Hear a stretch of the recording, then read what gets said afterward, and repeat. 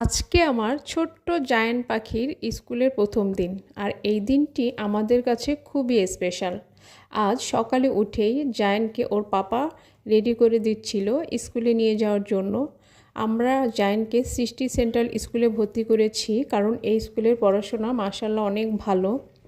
এই স্কুলে এসে জায়ানের মতন প্রতিটি বাচ্চা মাশাআল্লাহ অনেক খুশি ছিল। টিচার বাচ্চাদের চকলেট দিয়ে ওয়েলকাম জানিয়েছে, আর বাচ্চাদের সুন্দর করে রাইম শেখাচ্ছিল ছন্দের তালে তালে। এটা আমার কাছে খুব ভালো লেগেছে।